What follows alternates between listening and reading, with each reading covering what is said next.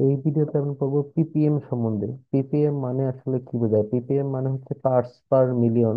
আমি বলবো পিপিএম মানে হচ্ছে বোঝায় হচ্ছে প্রতি লিটার দ্রবণে। আমি হচ্ছে সংজ্ঞাটা আমরা ইম্পর্টেন্স দিব।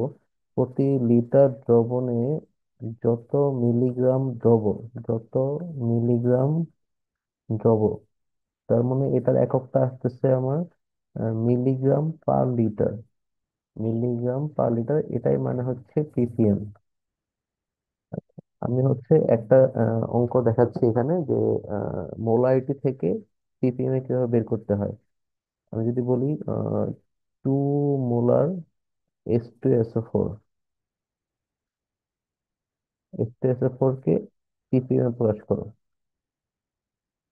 পিপিএম এ কত হবে?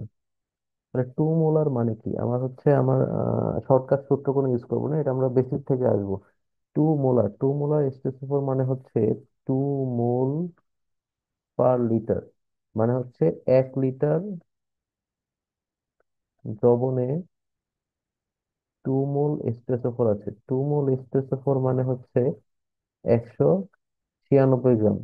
তাহলে 196 গ্রাম হচ্ছে 1 লিটারে আছে, তাহলে 2 লিটারে আমার হচ্ছে সরি, 2 লিটার না, 1 লিটার দ্রবণে এত 196 গ্রাম আছে। আমার বের করতে হবে মিলিগ্রাম পার লিটারে।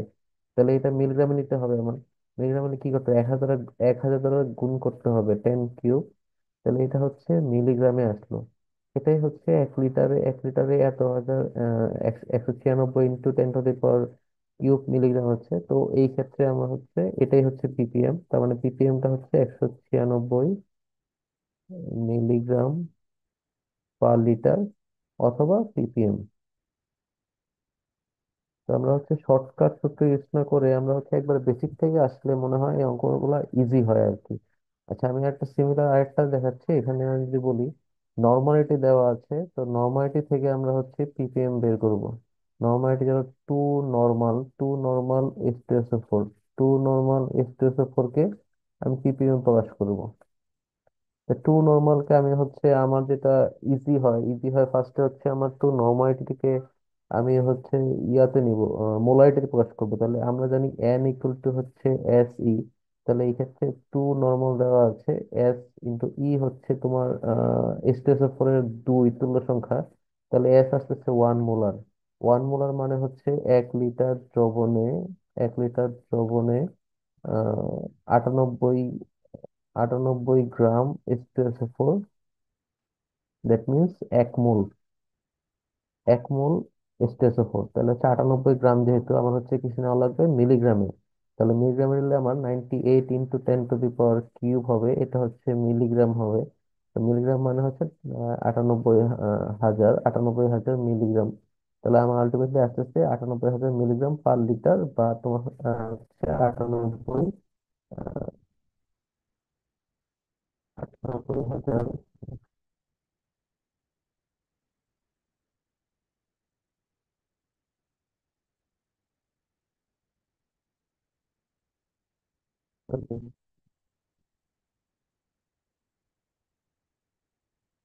তো এটা উপরে লিখি,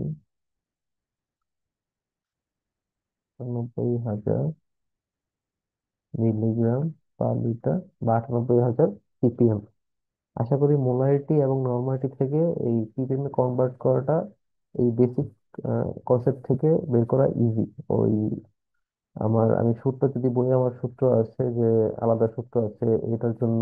যেমন মোলারিটির জন্য পিপিএম এক সূত্র, নর্মালিটির জন্য পিপিএম থেকে এক সূত্র। তবে সূত্রগুলো ইউজ না করলে আমরা শুধুমাত্র এই বেসিক কনসেপ্ট থেকে বের করলে আমার মনে হচ্ছে এটা ইজি হয় এবং টাইমটা ফাস্ট হয়, মানে আমার তাড়াতাড়ি করে সলভ করা যায় আর কি।